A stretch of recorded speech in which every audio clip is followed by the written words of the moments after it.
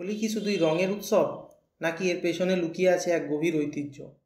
আজ আমরা জানব হোলির ইতিহাস, পৌরাণিক কাহিনী এবং এর পরিবর্তনের গল্প।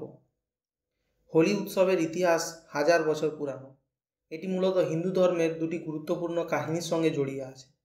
প্রথমটি হলো হোলিকা দহন। হিরণ্যকশিপু ছিলেন এক অত্যাচারী অসুর রাজা। তিনি ব্রহ্মার বর পেয়ে অজেয় হয়ে উঠেছিলেন এবং সবাইকে বাধ্য করতেন তাকে পূজা করতে।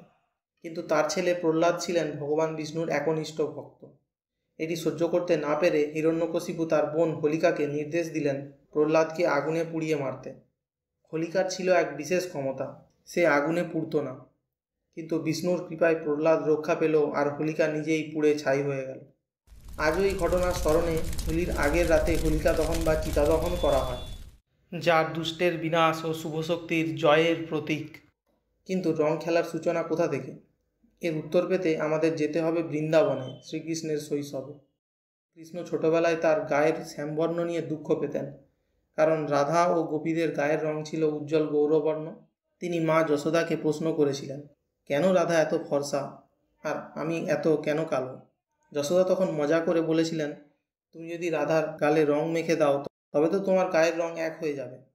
তখন থেকেই কৃষ্ণ ও তার বন্ধুরা রাধা ও গোপীদের গালে আবির মাখাতে শুরু করেন, যা পরবর্তীতে রং খেলার উৎসব হয়ে ওঠে।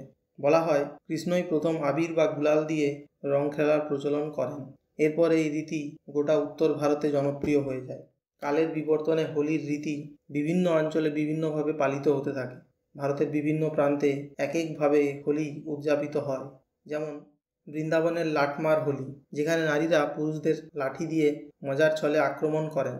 বাঙালির দোলযাত্রা, যেখানে আবির ছিটিয়ে রাধাকৃষ্ণের রথযাত্রা করা হয়। মথুরার ফুলের হোলি, যেখানে শুধু ফুল দিয়ে খেলা হয়। আজ হোলি শুধু ধর্মীয় উৎসব নয়, এটি সামাজিক সম্প্রীতির প্রতীক। শুধু ভারতেই নয়, নেপাল, বাংলাদেশ, এমনকি ইউরোপ ও আমেরিকাতেও হোলি এখন এক জনপ্রিয় ফেস্টিভ্যাল। হোলির ইতিহাস কি আপনাদের জানা ছিল? আপনার অঞ্চলে হোলি কীভাবে উদযাপিত হয় কমেন্টে জানাতে ভুলবেন না। আর যদি ভালো লেগে থাকে তাহলে লাইক, শেয়ার আর আমাদের চ্যানেলটি সাবস্ক্রাইব করুন। আপনাদের সবাইকে হোলির শুভেচ্ছা জানিয়ে ভিডিওটি শেষ করছি।